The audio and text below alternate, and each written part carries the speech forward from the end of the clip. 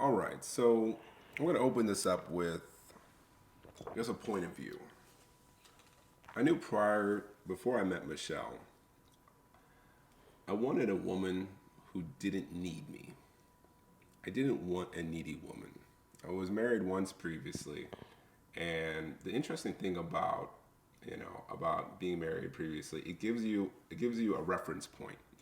It helps you learn yourself better, see some of your flaws, and hopefully when you're done with that marriage, you take time to kind of fix and make yourself a little bit better in an ideal situation. But one of the things that helped me know is I wanted to be with someone who wanted me in their life but didn't need me, and which is an odd concept to say, right? Is the idea of they're self-dependent. You know, they have something that keeps them in. They're able to occupy their time without needing you all the time. So they want you in their life, but they don't need you in their life. It's a difference. One is complete, one is incomplete, and so I think that's one of the things that really attracted me to Michelle. When I got to know her, she was very independent. She's like, I'm doing this, I'm doing that. I'm like, oh, cool, all right. You know, and it really helped me to be very comfortable when I met her and be like, let's give this a shot. Let's go after it. And things in some cases were very seamless. Seamless. Huh. Yeah. I don't think anything is seamless. I think that a lot of times people put a lot of effort in things that they do in life, right? But the person looking from the outside always likes the idea that it was easy, that it was seamless, that you put no effort and you got it like that. But it's not that I don't. I learned a lot when I was preparing myself for you. I always say that I attracted you into my life because I was very aware that I was looking for a husband. I wasn't looking for a boyfriend or a friend or anything. I was intentionally looking for a husband. And I remember sitting with myself and saying, well, Michelle, you want a husband to bring this and that to the table, but you don't even really have that yourself. Like, and this is just, when you want to be really honest with yourself. And you look at yourself and you're like, okay, you want somebody to do this, or, love themselves like this, or all of that, but you're still struggling with that. So I remember saying to myself, okay, I'm going to whatever it is that I'm asking, that I'm searching from this partner, I want to make sure that during this time I am also working on myself and building those characters within myself so that I am, even if they don't have what it is that I'm asking for, I can show them, I can teach them because I already acquire either the skill set to, or I can, and show them. And of course, if it's a willing partner, if it's somebody that wants to be with you, and somebody who is really seeking the same thing that you are, if there's a good thing that you're teaching, they will see value in it and they would learn it. And so I was like, okay, cool. And I just remember, first of all, I became celibate, which it was a good thing. It was easy to do when I was competing because, my coach was already very anal about my energy and my sleep time and stuff like that. And so it was easy. And then plus when you're competing, the distractions take more of your energy. And so being focused is important to any athlete. And I think to anything that requires focus or requires a lot of your energy. So that was easy to do. But during that time, and also competing allows you a certain level of structure. So, and also it allows you to manage your distractions and set boundaries. So I was learning to do that as I was competing. I was really learning a lot about myself. And the funny thing that a lot of people don't know is I was never competing to get on stage. I could care less about getting on stage. I enjoyed the sport because it taught me structure, it taught me discipline, it taught me self-love, it taught me accountability. I mean, so many of the things that I was lacking and I needed to really succeed and prosper. And so self-love was one of those things that I learned during that time. And one of the things that I loved about self-love is that it gave me access to my boundaries. Like, I know I can easily say to somebody, I would love to do this for you. I would really love to be there for you, but I can't. And not really feel bad about it. I mean, like that was one of the things in the past is that I didn't really have those structure. I really didn't have those boundaries. So I would spread myself so thin, and then I would be frustrated and and mad. And if I was in a relationship, then it wouldn't be a good thing for myself and my partner. So I wanted to work on those skills, and competing was helping me with that. And so, yeah, I remember when we met. One of the biggest things that I said to you was, I wanted somebody who loved themselves enough so that they're not expecting that from me. I would love you, and I love you dearly, but I didn't want to be filling a hole that would always be empty, if that makes any sense. And I think a lot of times people don't understand that, you can't give something that you don't have. So I knew for a fact, if I didn't have self-love, if I don't have self-love for myself, I am not going to be able to love a partner the way they deserve to be loved. I'm always going to feel like they need to feel something in me, and that's going to drain them. And I know that because I'd been there, so it was very easy to identify, and it was something that, because I knew I had to work on, and I was intentional about working on it, and I was diligent about working on it. And I'm so grateful to the person that I became, because I learned a lot about myself while working on that. And I learned my boundaries, and I learned what I like, what I don't like. And I learned that one of the best things about loving yourself is the ability to say no, and the ability to show and draw your boundaries. And I needed a partner that can respect those boundaries without making me feel, or trying to make me feel as if I had taken something from them. And yeah. Okay, yeah, and the interesting thing, you hit on something that I don't think we talk about a lot in today's society. I mean, I think we talk about it separately, but we don't connect the two. And that is, you said, I didn't want to keep filling a hole, or trying to fill a hole that would never be filled. Essentially like a black hole. Like you always really what I feel like you're saying is like you're gonna always need me, and you're always gonna be needy. Like I interpret it a different way. I'm like, you're always gonna be needy. I'm always gonna be struggling to make you feel a certain way, or to be your, not your everything, but to be your something that plugs that hole. And if that hole never has a bottom, eventually it's gonna consume you too, and that is going to destroy the relationship, because that means either you are going to have to change, or something more traumatic. I don't even know what that would look like. And in reality, like looking back over the course of 5 years, that partially did happen until the hole was plugged. I didn't realize until only about maybe a year ago that I did have some depressive. I was depressed, based on some things that happened in my military career prior to retirement. And it was really interesting looking back and seeing how I was affected and didn't realize I was affected.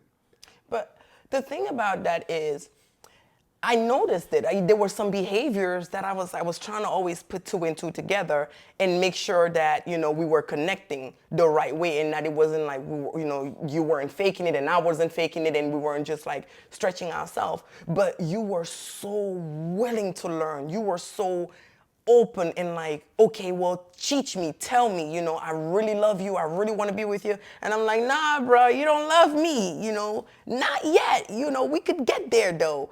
But because I was like, you can't love me if you don't love yourself. And I could see, because there were things you were running away from, but I didn't really know what it was. I was trying to always, like peel out, like peel the onion, but I wanted you to feel safe and comfortable. I wanted you to know that even if we don't end up together, I will be your friend, and I can work with you to, I can encourage you, right, to continue to peel that onion.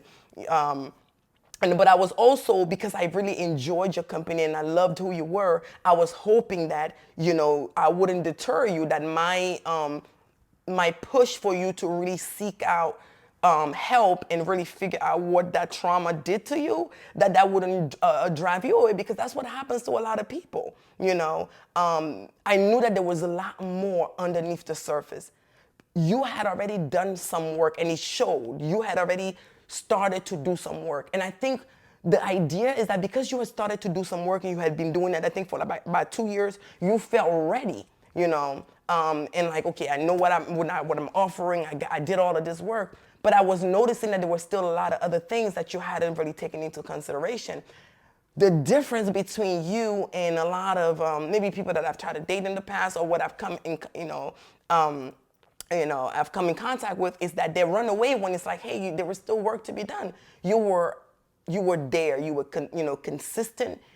It took work, but you tried. You kept on trying, and we would sit down and we would talk, and I could see it's bothering you because maybe I am questioning some of your behaviors, or I am trying to talk about something that makes you uncomfortable. And your initial reaction would let me know that there are still certain things that you haven't fully processed. But again,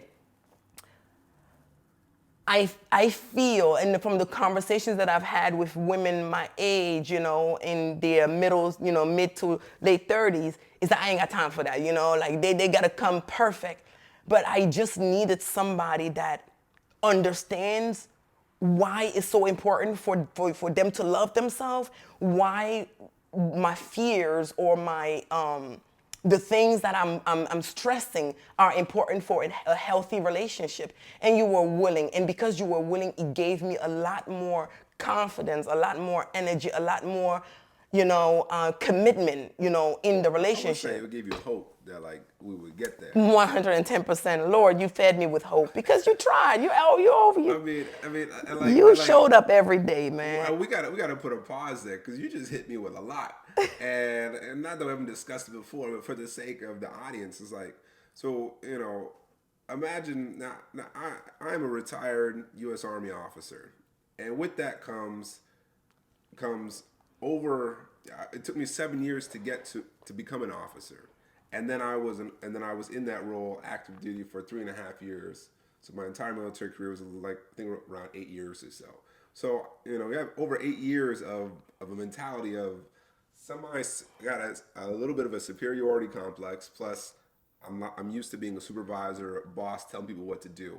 So that's a problem already because Michelle is also a boss. So you got two semi bossy. My wife is definitely, I would say, kind of an alpha female. Like, I know what I want. This is what it is. I can't believe y'all call me that all the Let's time.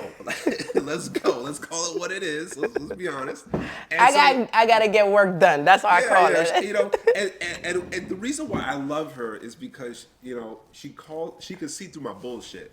I'm a great bullshitter.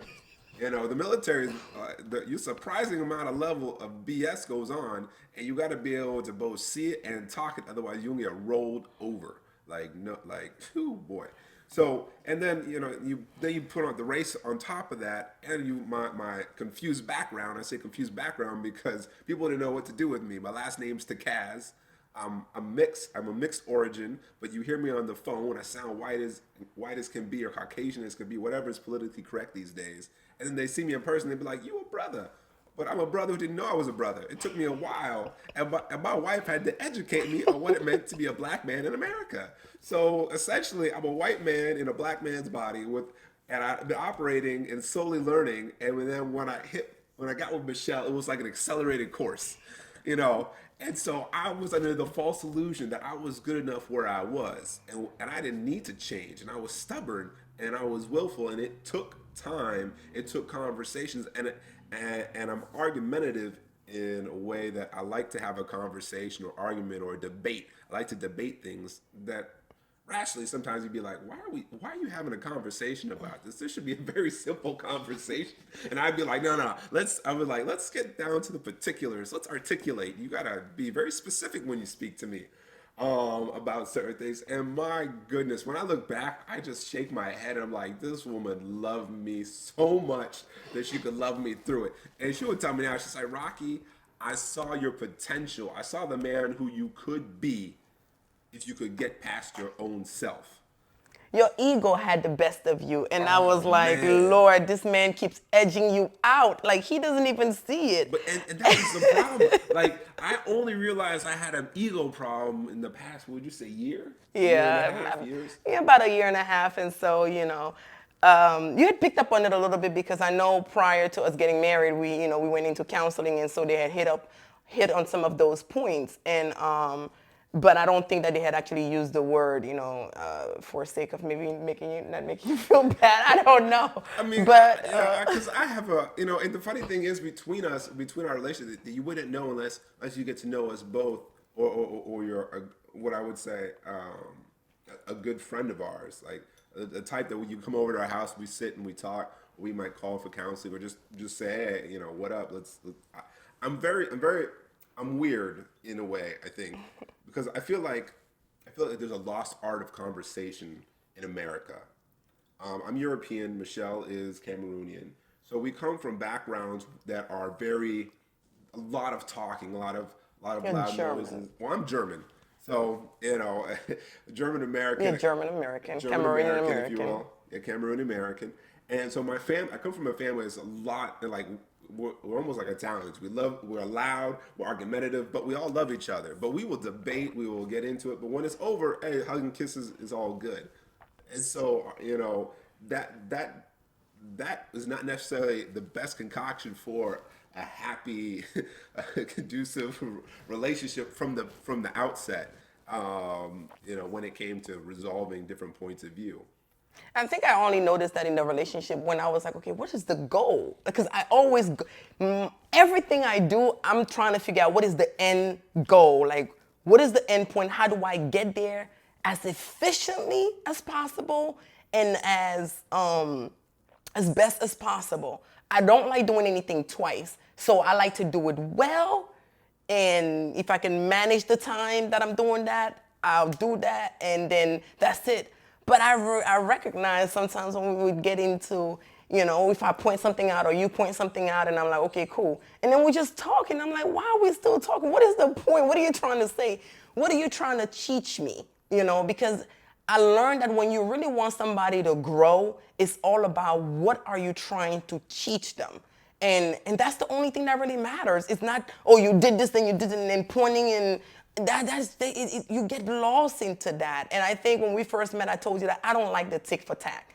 It's not about what I did, when I did it, and how many times, and this. It's never about that. It's about us being together and, trusting each other, respecting each other, and caring for each other enough to communicate our needs to each other. Because you can be angry all you want, but if I don't know what you want, then I can't help. And I think that we once you learn that all I wanted to do was teach, you became a lot more. It was easier to talk to you. It was easier to have a conversation, and for me to really articulate my point. Yeah, it took some help, but Yeah, it did take some help, and uh, I remember in the first couple of years of our relationship, I was extremely frustrated, in regards to that. I noticed that some of the problems, especially when it came to communication, were similar to what I experienced in my previous relationship. And the problem, the problem was this. One of my favorite sayings to Michelle is, what is it? Perception is reality. And the worst thing is when that saying comes against me. When your own words are used against you, and so like in my mind, I was like, man, this is a problem. Like if the perception, if the reality is that I'm the problem in both equations, so something must be wrong with me, and I got to figure it out. And that was also went against me in regards that I was more focused on. I was looking at it the wrong way. I was looking more so as Michelle was like the adversary. Cause I've been military my whole life, raised by military sergeant, raised on military bases.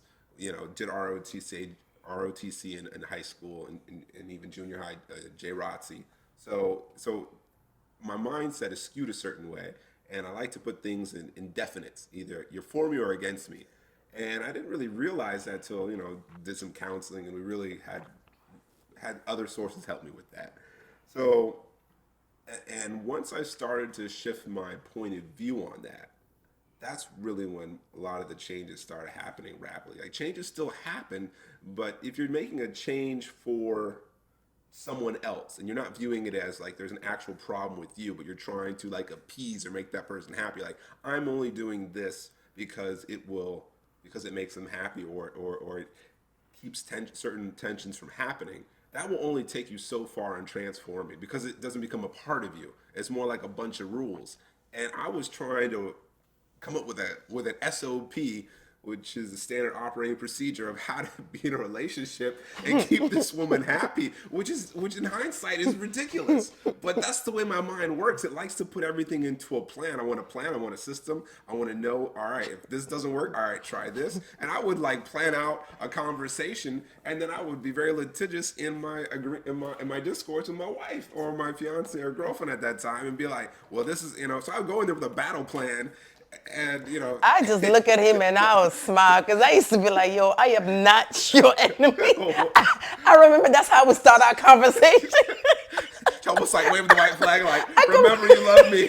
And I'm like, no, I brought the guns, we got the tanks over here, I got the what you said man. there. You know what? I completely forgot about that. I remember your shoulders would be, I was like, look, babe, this is not an officer's court. Like, put your shoulder pads down. My entire demeanor would change. Like, I would go into military mode. Like, oh, God, I remember those days. Enemy, oh man, my entire personality would go. I would put up. And I remember all I would say is, Michelle, come from love. Michelle, come from love. Even though in my mind, the back of my mind would say, well, if he wants to fight you, you put your gloves on too. But oh God, thank you so much for giving me the spirit of patience, because we worked so many years for that patience. I would tell myself, Michelle, take a deep breath and come with love. So I would usually open up our conversations with something that would disarm you ridiculously. Like, you look at me dumbfounded, like, why are you not fighting too? But yeah. But that's the psychology, though. That I did use when you say, because I remember you. I don't even know what happened. Go away. I had to go away, be quiet for a while, because I had to break it down and be like, what just happened? It happens so many times. Like, Rocky would come to the fight. Like, all right, come on. Like, in my mind, I'm like, hold up, maybe you already got a bags packed and everything, because the way you come in for this fight, like, you're ready. And I remember having to just think to myself, okay, just come from a place of love. Come from a place where he knows that at the end of these conversations, you guys are going to give each other a hug and everything is going to be okay, And it would work. It would work because then you would definitely disarm, and you would listen. You didn't automatically. Though there's another thing we got to talk. Yeah, you can say it. You can say it. It's an open forum. Although the very next day, he would do the exact same thing. And then later on, what I found out is that my husband has an automatically, like, auto default at midnight, okay? He forgets everything that was started the day before. He has to empty his brain for the next.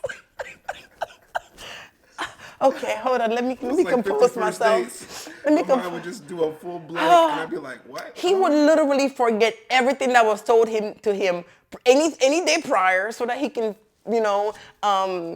empty his brain for the next day. It was like, I need to remove all that so I can love you all over again. Like, that was just his way of operating. So whatever lessons you guys talked about yesterday. It sounds so bad. I work in IT now, so in my mind, I was just clearing my buffer overflow every day. I just cleared out my RAM. That was all short-term memory, and none of it made it into storage. My STD, and it never got to. It was never written on the hard drive, love. So can you guys imagine what I had to go through? I'm like, babe, what happened? We just talked about this yesterday, and he'd be like, oh, we did. Hold up, let me see. Let me go back to my storage. And the sad thing is, like once I would think through it, I would be like, oh yeah, we did talk about it. And like, if she could get me to that point in the discussion or the argument, then I would argue the rest of the case on her behalf, without it. Be like, oh, I did say that.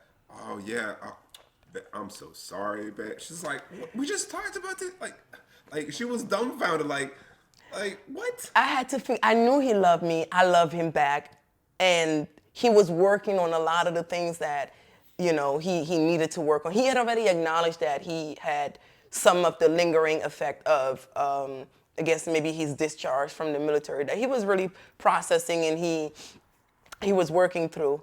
But there were also, other things here and there that would pop up. But it was interesting. The first 2 years were interesting. I do want to go into this. Rocky, you proposed to me, I think on our second year together or third year together, something like that. And I think it took me 2 years to actually marry you. I said I do because I always knew that I would marry you. That it wasn't, I was never debating that or anything. As to why wait if I knew I was gonna marry you, why wait if I knew that you were changing and you were working on that. I wanted you to see the change yourself. I wanted you to see it, accept it, and recognize, right? Like you are this person. You are filled with all of that. Because when you came to me, I was competing, yes, and I was doing a lot on my own. I was in school, I was working full time. I had, I think I had bought my house like the year before or something like that. So there were a lot of changes in my life, but you brought such a sense of peace and balance that I had never found anywhere else. And every time I swear, I would think about it whenever we were not when we were in Discord or whatever. I would think about the thought of not having that space, that safety. Just somebody who sees you. It's almost like that movie Avatar when they say, "I see you." It's like I see the human in you. I see the beauty in you. I see the struggle in you.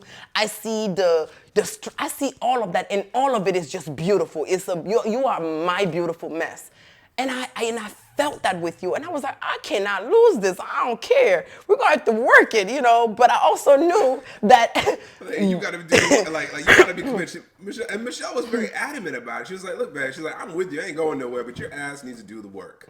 Like, I have to decommission you. I have to take that military chip off of you or whatever it is and toss it because we are in the civilian world, baby. Like, that was another thing. It's like, look, baby, everything is not military. You are out. Like, I don't know what it feels like to be there, and I thank all of you who serve and my brother is serving, so I'm so grateful for his service and for yours and your sister and April, the people that we have in the family that are there. But I just wanted you to know that there was another world that you hadn't really tapped into, and that it was okay. I was in denial. I'm not gonna lie. I was in denial. Like, it was very much like, look, you guys are all civilians. You don't understand me, and that was probably my own fault because I wasn't taking the chance to get to know anyone, based on who they were. I just automatically be like, you're not military, then you ain't shit. Like, I'm good. Like, I'm on my own. And here's something a lot of people don't understand. Like, if you're a military officer, part of that is you have to be able to operate by yourself. In regards that you are trained to a standard that you can operate autonomously. Meaning, with very little instruction, you have to figure it out, go forth, and be successful. And woe be it to you if you are not. And it's all on you, to figure out. And when it comes to socializing, you're only allowed to socialize with your other peers, meaning other officers at your rank or above, but generally your rank, because you can't. There's the thing called. Man, that's so sad. It's been a while. Fraternization. You can't fraternize with someone outside of your rank by too much. So there's rules. So you're semi-isolated while you're in the military as well. And if you're not into the whole drinking and partying scene, it kind of limits you to to not very much, because a lot of young lieutenants. I mean, when you're off, and the military has not changed as far as I know. It's very much like when you're off, if you have a problem in your social life, all right, we'll have a couple beers and go to the house or go to the bar, have a couple beers, go home and chill. Drink it off, sleep it off, or whatever. And that's not necessarily the most healthy mindset for people.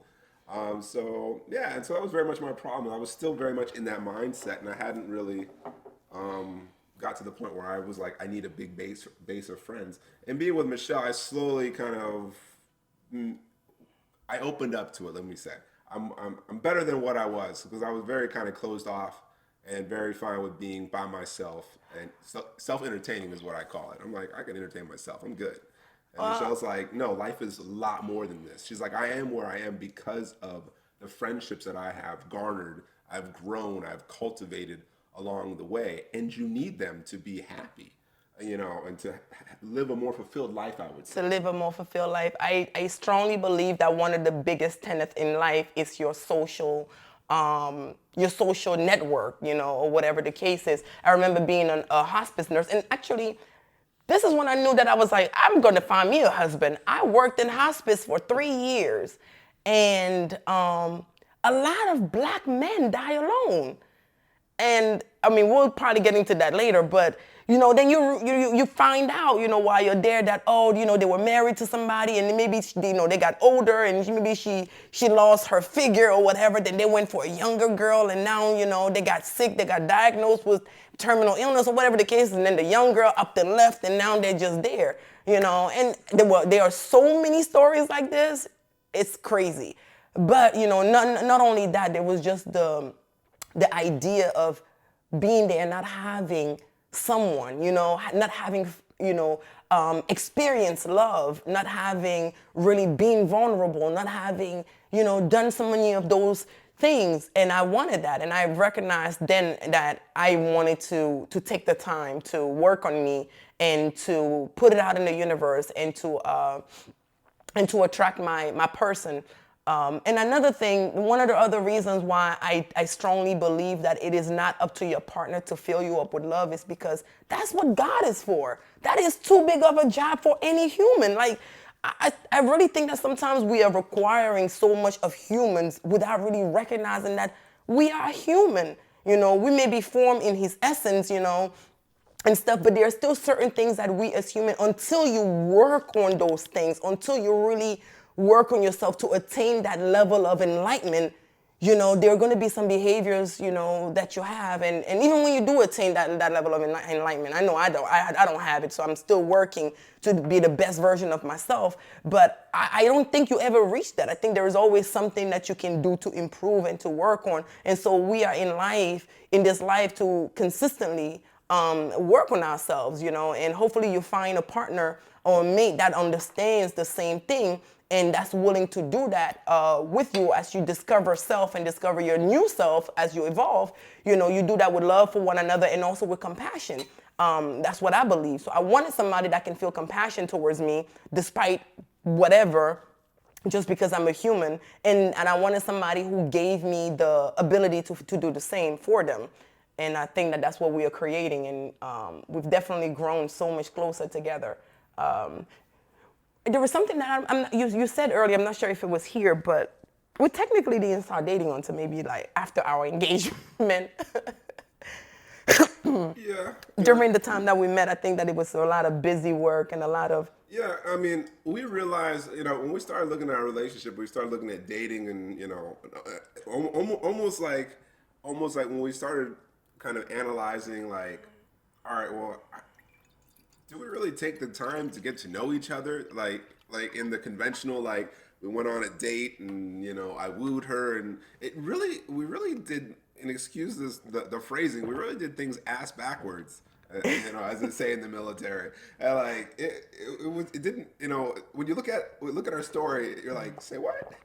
Because when we broke it down, it was really like, we were so busy. We were so busy with projects, right? We were always into something. When I met Michelle, she was in the middle of a prep for a bodybuilding competition at the worst time of year, in my opinion, because I was 260 pounds.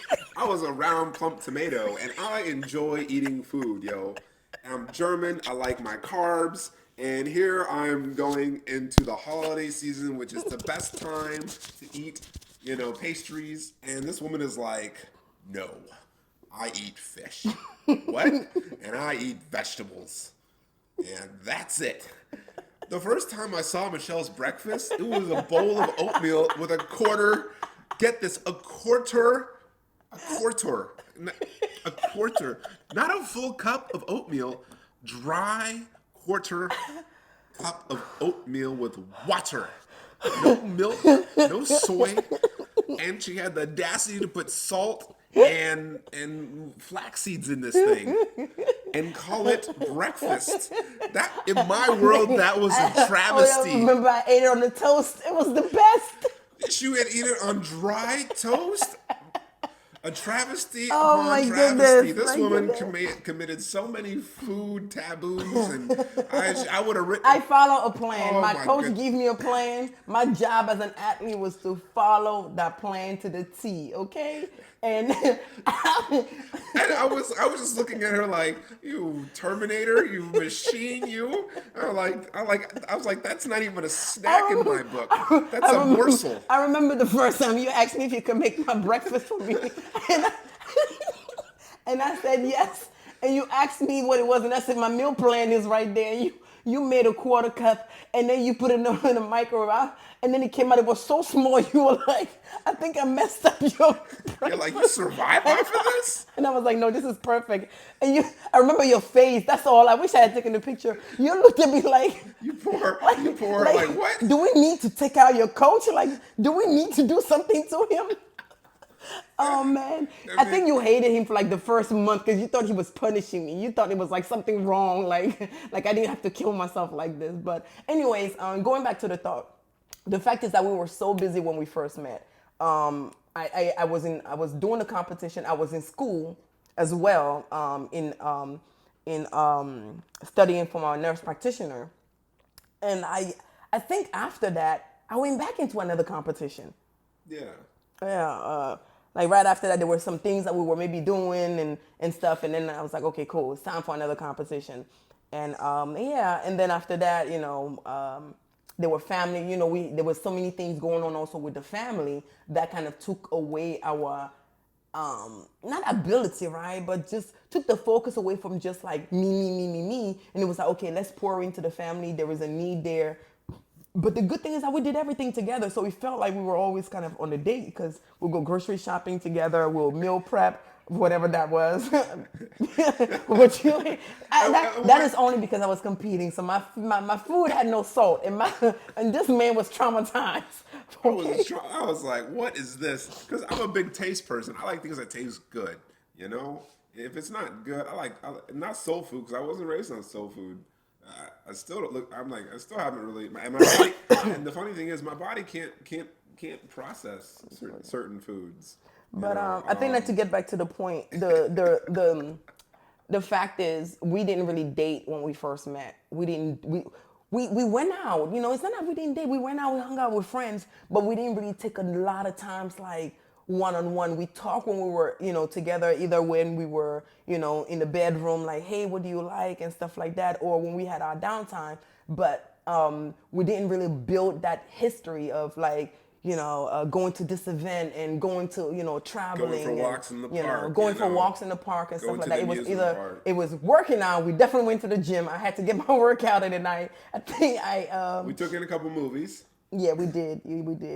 And I pushed you a little bit into your working. That was an opportunity. I was like, let's take this time. Let's take this time for you. You know that's the other thing. So when I met Michelle, like I alluded to earlier. It was like it was understanding. So while we were together, it was also her having to to help me figure out or give me a better understanding of what society and also her own expectations of what a black man is supposed to be and how to operate, and to help me be like to interpret myself better, right? To understand like, hey, these are things you may not be aware of. Not like I need you to be this person, but hey, just so you know, and it's up to you what you do with that information.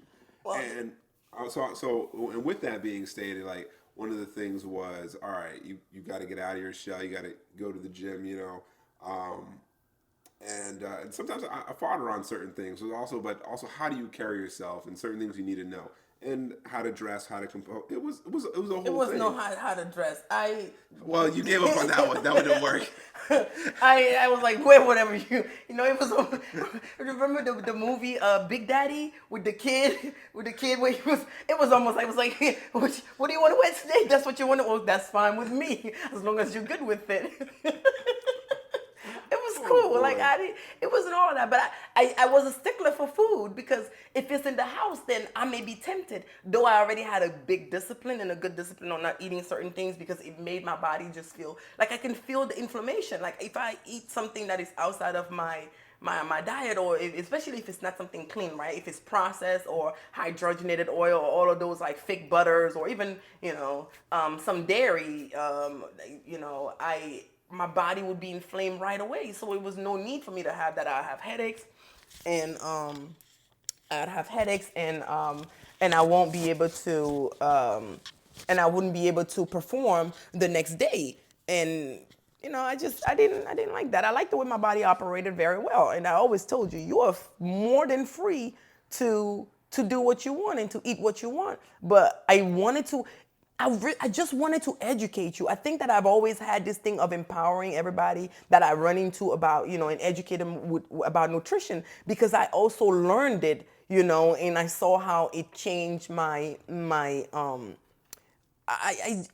body responded a lot better when I was eating cleaner, and so I like that, and I kind of stuck with it, and I saw the benefits, and so I wanted to also impart that on people, especially my partner. I mean, who is going to listen to me if my own partner is like, nah, I'm good with that. So I wanted you to kind of feel it first, get there, and get the gift, and then say, you know what, I'm good. I don't like that. Which is where we are today. I don't stress you about what you eat or if you work out or anything, because I know for sure because you've experienced it. You know what I mean? You lost the weight that you set out to lose. You maintained the weight that you set out, and then you set out other goals for yourself. But I know today that if you decide to eat whatever, you also know the consequences. And when your body start aching, you're either going to take the opportunity to take a hint to that and work out, or you're going to just say, forget it. But you have to be accountable. And so my only job was just to show you, and then from there on, you can make whatever decision you want. You know, you just wanted to think that I was being a bully and a boss, whatever. That wasn't the case. I wanted to be a teacher.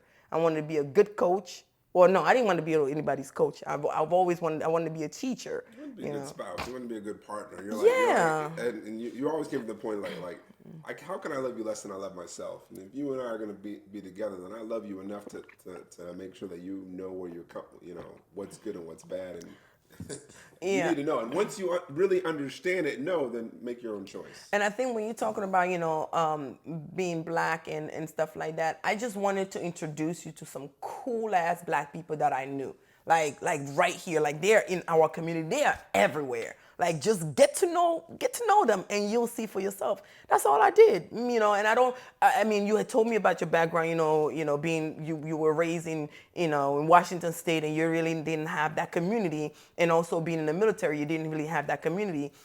But it's not like you didn't have black friends. I mean, you had one of your really, really good friends that actually counseled us to some degree, with his expertise on relationships, and he did an amazing job, because nobody can really reach you. The good thing I love about this person is because they were also military. They had worked with you, they knew you, and they also have expertise in the relationships. So it was like, you needed somebody that you can receive the information from. And that was also a problem with you, is that it had to come from someone of not necessarily authority, but someone that you had an affinity towards. And I was always struggling to find those people, like, who can get this message through, because I'm not able to, and so that was a very, very good help. But anyways, I wanted to introduce you to people so that you had access, and you saw, what you didn't know, and they received you with open arms, and you struck up some friendships. And yeah, I think that's really all you were missing. You just didn't have access. And I think that once you did, I mean, we would come home and you would be so in awe with, some of my friends, like, oh my God, this person does this. Oh my God, look at how cool this person is. Or, just the love that they had for themselves and for their community, and just, their Yeah, work you're and right. the giving. It was you. I think you were really blown away and amazed. It was different because, for me, it was a combination of like a lot of what you see, and I still have a bias towards it, is that whole like kind of black rap community thing, like, oh, it's only this, it's only that, and like You don't really see a lot of examples of doctors, lawyers, people who are doing other. I'm gonna stop you on that. You're not looking. Well, Well, I'm just gonna say. I mean, you're I right. have to be very I honest. A wasn't lot of looking. the people are not looking for it. It wasn't in my sphere of influence. It It wasn't in doesn't my have to world. be. I think that it's important for people to just know. I mean, the world has a lot of people, right? It's not, like racism is such a big topic. So before, like, I'm just gonna say that for my community. Like, before you just start, like jump on and like jump with the crowd, like, oh, seeing this is how this community feels about this kind of, about this people. I'm just gonna feel the same because that's what my community feels. There was, do your research. I'm always You're empowering right, people. Do your research. and I have no problem saying that when I met you, I was very ignorant. I was extremely ignorant of a lot of black culture and a lot more of like what was there, what accomplishments we had made as a people and as individuals, and also what was available right in our own backyard, like in our own communities. I was very closed-minded. I really was. Today And, I can't stop you from being wild about, well, I'm not making an excuse. I'm just, and I got no problem saying I'm ignorant. I was ignorant. Thankfully, I feel a lot less so. There's still situations that are in times I'm like, I don't quite feel comfortable. And I don't have a problem saying that. I don't make a problem for that person or where I'm in. I'll just keep to myself and be like, all right, I'm cool, I'm chill. But when I met you, it was still, and that was also part of the challenge in the first 2 years of our relationship. Is I was very conscious of my weight, and also that I didn't have a big social circle. So there I was. I met you, and I was head over heels for you.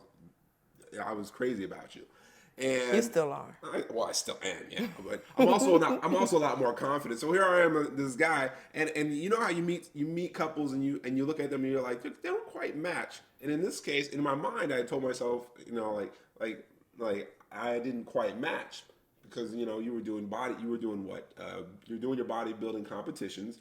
And you're gorgeous, and then there's me. I'm like Rocky, you used to be in shape, but something happened. I don't know.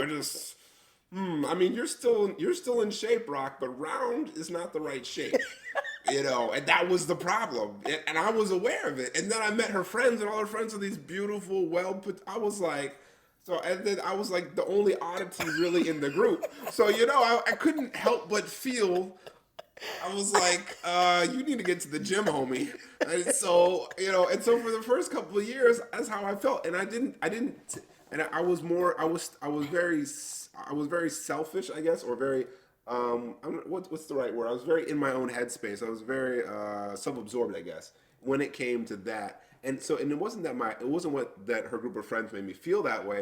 It was my own insecurities that made me feel that way. And it took me a bit of time to come to Yeah. that realization and stop being embarrassed about it.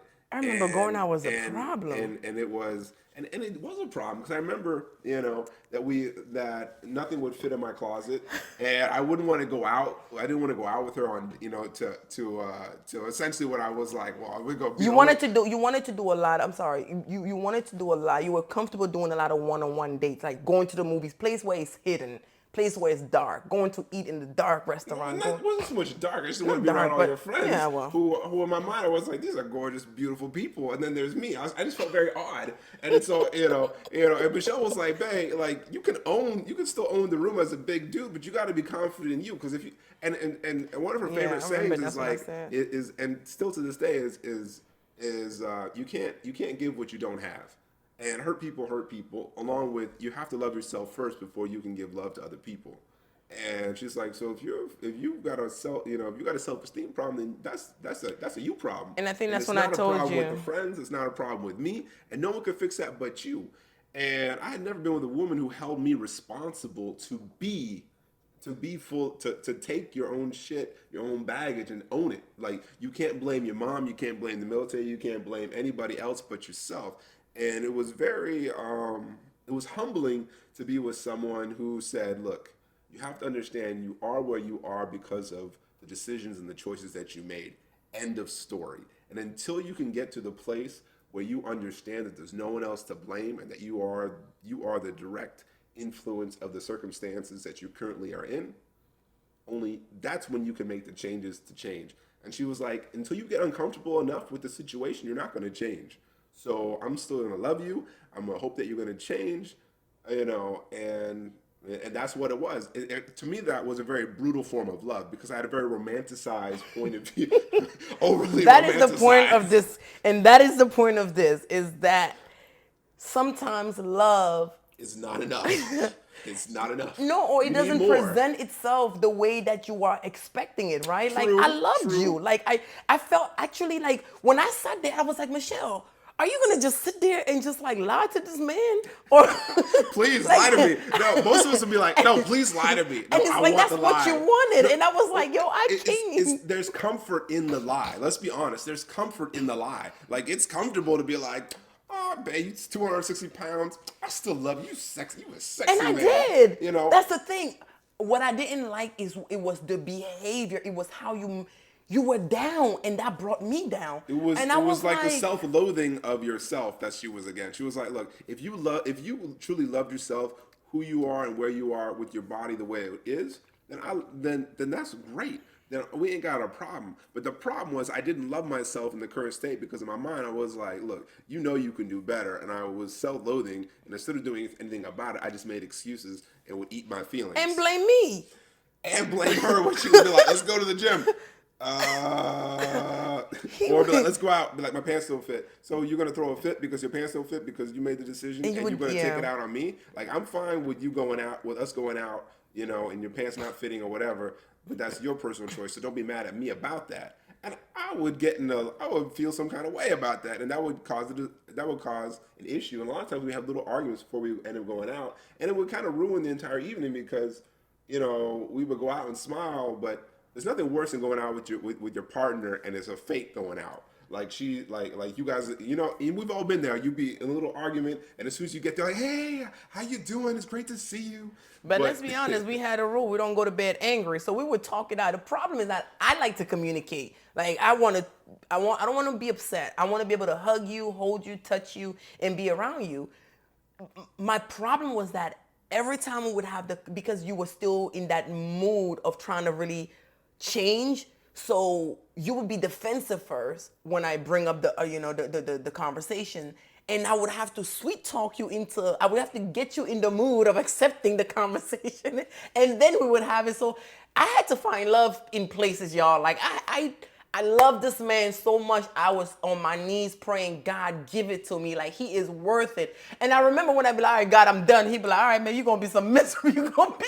So it was like, it was just man, the first 2 years, Lord. Oh my God, I'm so it was like grateful I have you in my it was a life. battlefield. It was a battlefield, and honestly, like, so when I say like love is not enough, like love is, it's not a love. It's not enough. There has to be more to the relationship than just love, because if you that won't hold you together. Remember, It has to be sacrifice. It has to be growth. There has to be things you go through and overcome together that progresses you down that path, because otherwise you're not going to stay together.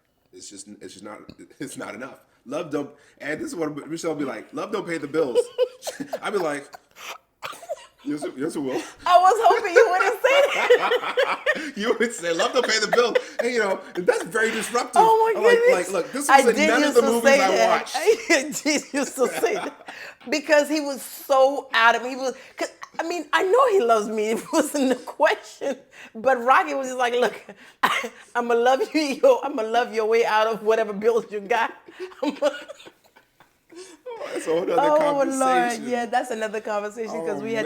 did some work, but But that to me, like, and that's what makes our relationship great now and strong now, is looking back over, that she stuck with me through me building my self confidence, me changing the way I looked at myself, her seeing me despite of what I was currently presenting. Even the fact that I didn't know until I finally broke my depression was that she knew I was depressed when she met me, and I didn't realize that I was. So part of the problem was is that we were trying to make changes, and I was trying to understand her, and I was extremely frustrated. But there was also a layer of depression that I didn't realize that was like clouding my thinking. Like, literally, I felt clouded, and that added to my level of frustration with Michelle. Not an excuse. It's just it would later on, once I broke that, then things, there was like almost like a haze, a filter was removed, and things just clicked after that. I just knew, like, when I thought of you, when I thought of you, all of the anxieties, all of the stress, the tension. I already work in a very heavy field. Just mental health isn't. I mean, I pray for all of the mental health workers, and if you have one in your family, if you have a friend who works in the mental health field, check on them.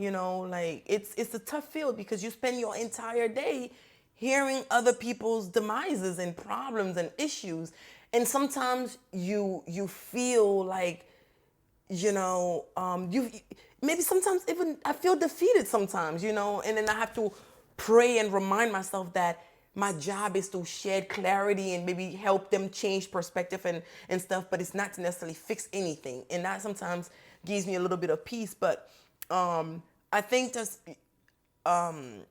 being with you was very comforting. You know what I mean? Like it made me like it was just like I know I have that place where I get that big hug and it's just the best. And also you love me past my pain. I can never stop saying that because I knew that even though I had worked on a lot of stuff, and you're always working to improve and to better yourself. There were some behaviors in me too that I knew they were part of maybe some of my trauma response, but I wasn't able to really connect them until when we met and we would talk about childhood and some of the things that we've maybe had to overcome, and just your presence and you identifying some of those things with me and helping me through it made me feel comfortable. And also I think because as we shared our lives, I was able to tell you some of maybe my not regrets, but some of the things that I was working towards, what I had to overcome and endure and work through. And you you created a safe space for me to not only share that, but also helping me, continue on my work. And that meant so much to me because you were not selfish, you were not ignorant, in that regards. And, you were 100% with, hey, whatever it takes for you to be okay, I'm here with you, just tell me. And I had never had that, and I wasn't willing to lose that over some weight or something that I know you just own it and work on it. Just all it is own it and take accountability and work on it. So it was, as long as you're willing to do that, I'm willing to be here for you. And so I just wanted you to let me, or to let yourself, right, to believe that you could. And yeah, It's interesting. this is how we got here. One point that you made, and this has been a theme to our relationship, is a safe place. When I met Michelle, she would talk about. She's like, "Look, I need my house, I need my home, and I need my relationship to be a safe haven from the world." She's like, "The world is hard out here for a black woman. It's hard for women in general. It's hard for people." Well, yeah, Shit. people in general. But I dial it up. Now, I was raised with 7 sisters and a German mother. So I have a lot of I have a lot of perspective about women, seeing what they go through. You are such a good man. Hearing their stories. I have a soft. I used to say I was a bit of a chauvinist, and I am in some regards. I'm a little bit old fashioned, and I understand some of that is out of time, no longer popular, and that's fine. But with that comes an understanding of, like, women are extraordinary. They put up with things that us guys we can't do. But that's another podcast altogether. But Michelle would always be very, very adamant, like, needs to be a safe place. She's like, I go through so much in my day, in my family, in my work, in my personal, whatever. And she was also she was in school the whole time. She was working on her master's, my NP. On her MP. So she was in school almost our entire relationship. You've been in school. Michelle. Nadine, you've been in school. So this whole time. So should be competition during the early morning, like 5 a.m. wake up, then work. She's African, so she always had at least 2, maybe 3 jobs. Boy, then she would come to home. say that. Then she would come home and do schoolwork. Like, yo, and she would go to bed at like 3 in the morning, 2, 3 in the morning, and wake up at 5 or 6 and be like, all right, let's go to the gym. I'd be like, what? I left the military. What do you mean? What you I mean? still, I What still you remember when mean? you would. I I would, still. I would look at her with crazy eyes. I'd be like, "You got to understand. I'll work my shift, and when my shift is over, I want to come home and sleep. I'm done." She's like, we'll get to this in another episode, but I learned that if you're a black man in America, you're African or with an African, you need at least two jobs, maybe three. One ain't enough. That's where it starts. Like that's a given. That's a given, bro. What about you one the other two? Like, oh man. So I would look at her a little salty, just a little sideways. She's like, I'm gonna change your frame of mind. But that was, so it was very adamant. Like, hey, I need you to have a safe place, and that really resonated with me. And I wanted a safe place for her, and it took a while before it truly was a safe place for her because it wasn't always. And I think the more I really started to understand who and what Michelle was, and the level of stuff that she would deal with, and the level of stress. And she sometimes, things are not always sunshine and roses. One of my favorite quotes. I'm sure you know the line. And she would say, you know what? She's like, babe, I gotta go out there. I gotta fight the world. I gotta do this, and then I gotta come home and baby you, like you and your emotions. Like, come the fuck on. Like, let's like I think. seriously. I And mean, that was very like, and I had to get, and that's what I love about her. It's like she would call me on my BS and call it what it was. And sometimes it would be so in your face and direct that I needed to go sit down with myself, get through my own emotions, and then come back and be like, baby, I'm sorry. You right. I'm being a little biatch.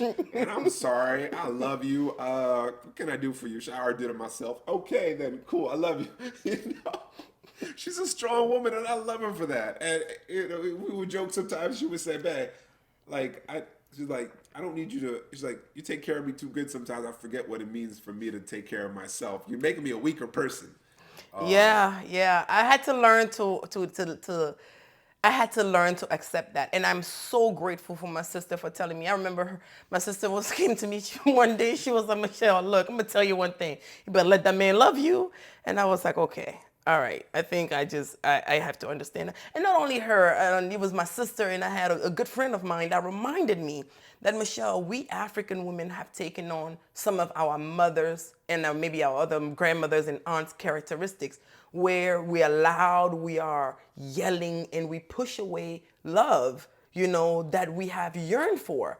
And I think it was just, you've been around my friends and stuff, and I think it was the recognition, my friends recognizing that you have somebody good. You have somebody who gives you the attention you need. You have somebody who listens to you. You have somebody who communicates, nurture that. And I'm so grateful that I have friends like that, because I don't think nowadays you find that.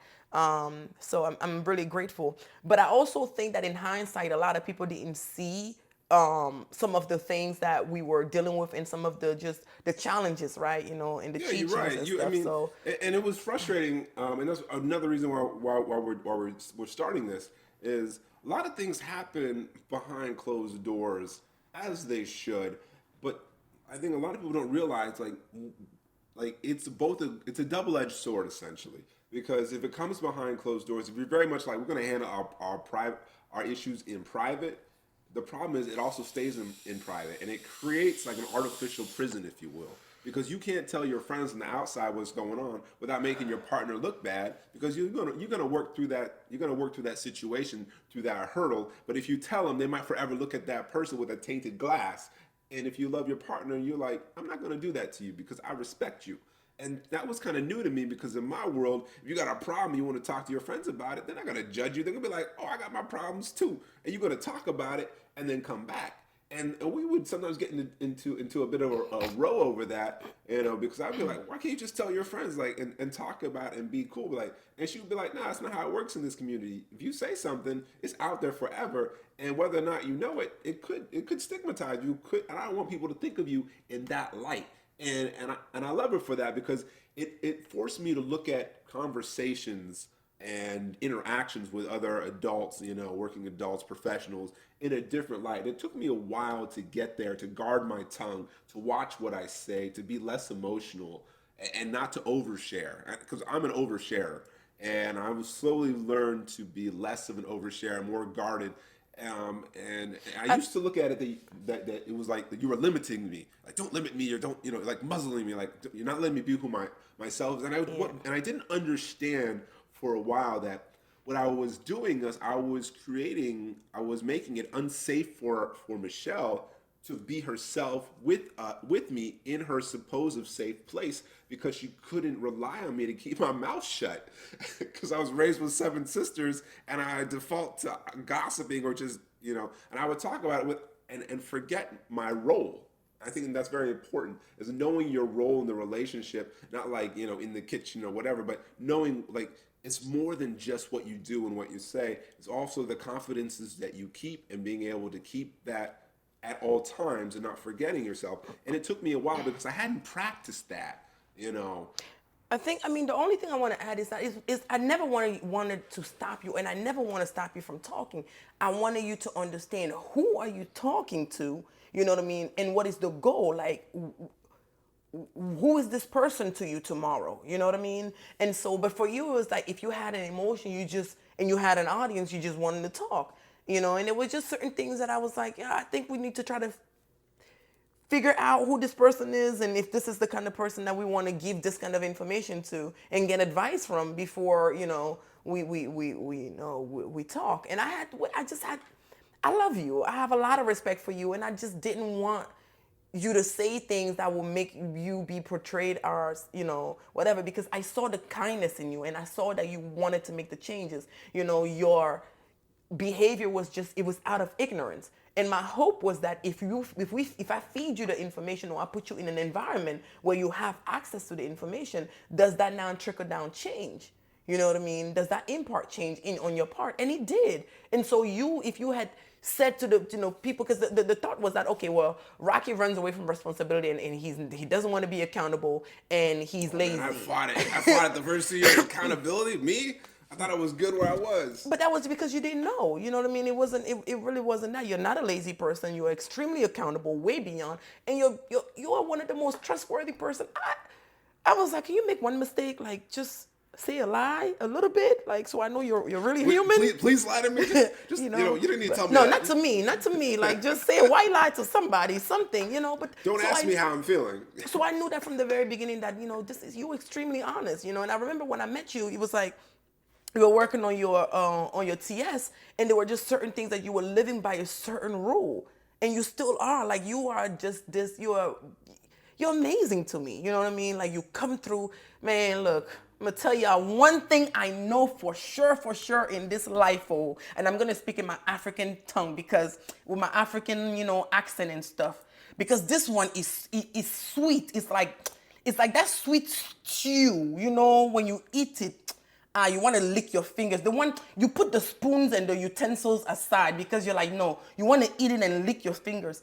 My husband shows up every time. I mean, it's so good that I don't even feel comfortable telling people because because I know people who wish they even had somebody show up for them, like once or twice, every time. And that to me is freaking amazing. Like when I say safe, I'm safe. I knew that from day one, and I was like, I am not trading this for the world. Like, yeah, of course, if you hadn't figured out some of the other stuff, it probably would have compromised and jeopardized because there was a lot there. But I knew that you just didn't know. I just knew that you didn't know, and I knew that if you knew better, you would do your part. And now you're educating yourself, and you're consistent with with what you need to do. So yeah. Like yeah. I would consistently show up, but let's be honest, I don't always show up the right way. Yeah, I'd be there. I'd be there like, I'm here, Barry. She'd be like, man, you out of uniform. You like what? Like, but you're here. but I'm here. But see what the reason we're sitting here today. Look, the reason. I just want to be. I was like, oh, he show up all right, but you got he two showed up. socks He on, forgot his assignment. He forgot. forgot his assignment. He deleted the thing last night. But he shows up. And so, the fact that the reality is that there are people out here who wish their partner would just show up. You know what I mean? And yeah, I'm grateful. I'm grateful because you allow me to love you. You allowed me to build trust with you and to respect you and to honor you.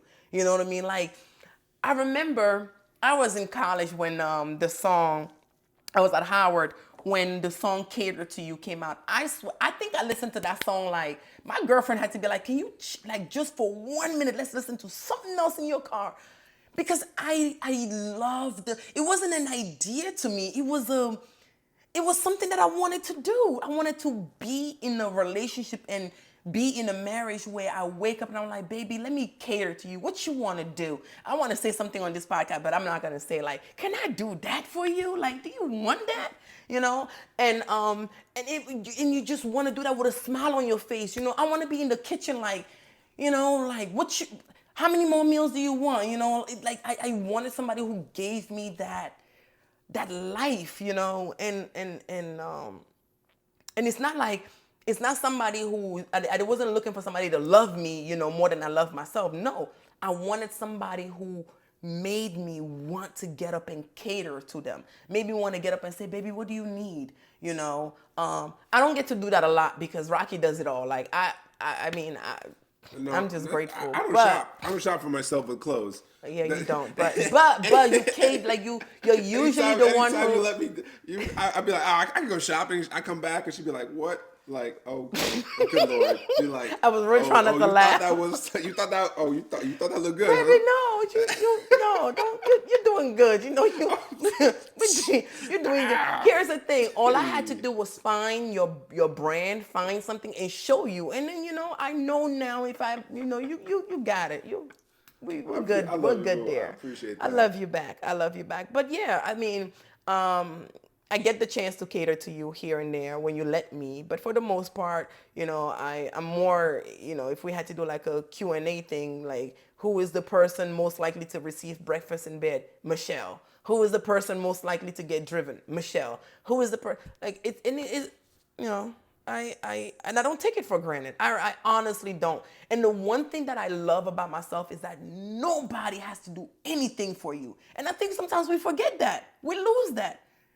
That's why anytime somebody shows up for me, says anything, I am like, thank you. I am grateful. Blessings to you more and more and more, and all of that because I learned that. Thank God I learned that before I met you. Like, Michelle, nobody has to do this shit. Like, and I think sometimes women forget that the guy is doing this for you, and remember, it's a choice. I mean, he could he could choose to be an ass. Like he has that choice. He may not, be that, but he could choose that. So anytime that you show up for me and I think that's one thing that you said to me one day. You said, Michelle, you always say thank you. And I was like, yeah, because you ain't gotta do it. Like and I'm very much aware of that. I don't take anything that you do for granted. I don't. And I never want to because I don't want you to ever stop. So Trust me, there's a couple. I'll be honest. One thing I love about this woman, she told me when I first met her, she's like, "Look, if you're gonna start doing this, you need to be consistent. It didn't Yes. matter what it was. She's like, if you set a precedent that this is what it is, then continue till the day you die." Because if I do, I'm putting it in my brain that Michelle, you start doing this, you're gonna keep doing this. So I do it with intention. And so I wanted him to do the same. Don't just try to woo me. Don't just, and actually I'm gonna say this before we close out because I think we're at the end. When I met Rocky for the first 2 months, I was waiting for that behavior to stop. I was like, I know. And then 2 months, I was like, okay, maybe that's not, maybe, with Caucasian, it's a little different. So maybe 2 months is not good enough. I'll give you 6. You know what I mean? I was like, let me extend. And then 6 months, he was still doing the same thing. I was like, God damn, where you come from? A year? I was like, man, shit. Baby, you ain't going nowhere, man. I am keeping you, okay? I am keeping We're you. married I now, am. so hey. I mean, things still happen, but I am doing whatever I Nah. need to do to keep this going. Well, me I'm too. I'm 100% willing on And we're that. gonna close it out with that. Is look, I think the secret so far to us to our relationship, and I always say a successful relationship, that is still work. Like we just got married last year in April, and the work only begins there. Like when you get married, like that's everything else is cleared off. The game resets because it's a whole nother level. Yeah. And I would say the secret to any relationship, or the secret if you and it's not a secret, it's you need to show up continually and say, I want to be with you, and choose to stay, because there's so many times that she could have left or I could have left, and I'm more dramatic than Michelle. I'd be like, I got my car keys. I'd be like, I'd you'd be like, who's the guy, who's the girl? Because you doing a whole lot of drama over there. And I used to be like, baby, watch your energy level, cause your tank. Lord. oh boy, but I mean, stay. You got to choose. You both got to be like, I choose to try again. All right, I failed in this conversation. I'm gonna go back. I'm gonna say, baby, I'm sorry. I don't understand. Let's try again and listen. And sometimes, like, I got to the point, like, towards the end, the last year and a half, 2 years prior to getting married, where I learned to just literally hold my mouth shut. I would sit and I would put my hand Yes, he on my would. knee, or my elbow on my knee, and I would hold my mouth, and I would literally just hold, like, put a little finger over my lip and just hold that down, because, like, look, the problem is when you speak, and so this is my saying, I never got in trouble for what I said. I got in trouble for how I said it, and until I learned to come from a point of love and understanding, I kept getting in trouble. I keep putting my foot in my mouth, and so Because I want to know, are we friends or not? Like, are you trying to fight me here, or are we talking? Because you're mighty kind of ready right there. And I just, come from a place of love. yeah, just come from a place of love, That's and easier said than done. Easier said than done, especially when your emotions are up and you're trying to get your point across or whatever. And knowing knowing that you got to know where you're coming from. What's the goal? What's the outcome? I want to say the last thing here, and then I'm gonna close out. And the reason, and this is just to be funny, the reason why I would say come from a place of love, I would always say, Michelle, if you don't come from a place of love, he's going to be very defensive. You're going to go back and forth. You're going to get lost in translation. He won't understand, and he'll repeat it the next day. Well, I didn't know that this man was deleting his his thing, because he was still repeating it the next day. But anyway, that was just to be funny. Yeah, he loves me, and I love him back. He's my rock.